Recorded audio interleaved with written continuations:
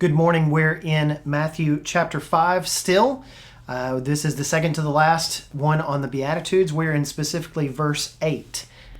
Blessed are the pure in heart, for they shall see God. If you think about it, this verse is very simple. If God has our hearts, then He has it all. If God owns our hearts, if He has ownership of our hearts, He has everything that we are. Everything that we do comes from our hearts. Heart and mind is used interchangeably sometimes in Scripture. But the word that you're probably thinking about here is pure, being pure in heart. Blessed are the pure in heart, for they shall see God.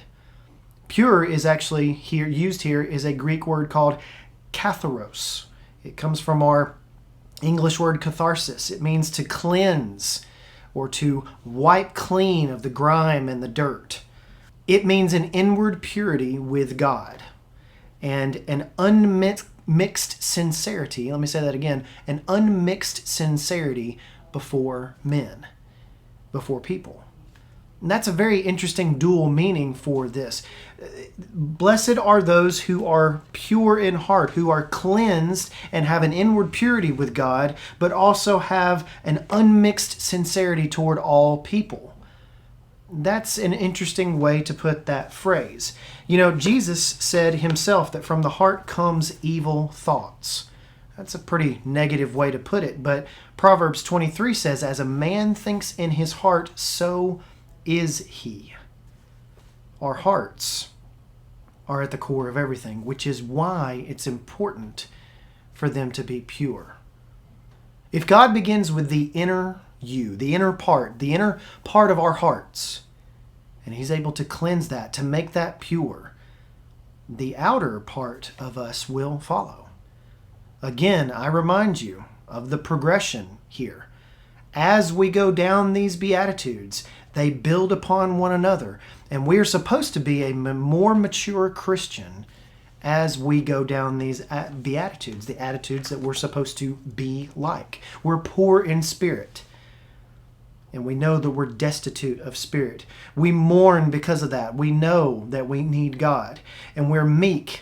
We let God use our power. Let Him control the power that we have.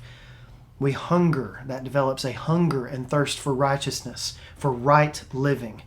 Then because of that, we're merciful, and that when we are merciful, we become pure in heart. And being pure in heart means that that's going to lead us to the next beatitude of being a peacemaker with all people. More than all of the other beatitudes in this list, I think verse 8 really connects with the next section of Scripture that Jesus is going to talk about us being salt and being light. Two things that are absolutely pure.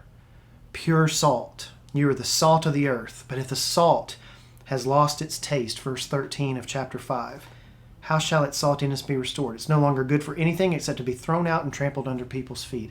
Unless we're pure, unless we have that pure and sincere heart, we can't be effective in what we're supposed to be doing. And likewise in the next verse, you're the light of the world. A city set on a hill cannot be hidden. You can't hide a bright light. You cannot shield it for long. People do not light a lamp and put it under a basket, verse 15, but they put it on a stand and it gives light to all the house. In the same way, let your light shine before others so that they may see your good works and give glory to your Father in heaven. I really think that verse 8 is what Jesus may have been thinking about when He talked about those two attributes. We are salt, we are light. I'm going to mention that a little bit tomorrow in talking about our final verse. But think about being pure in heart this week. Think about the things that you need to do to purify, to cleanse yourself, to cleanse your heart, to make your heart pure for Jesus in service to Him.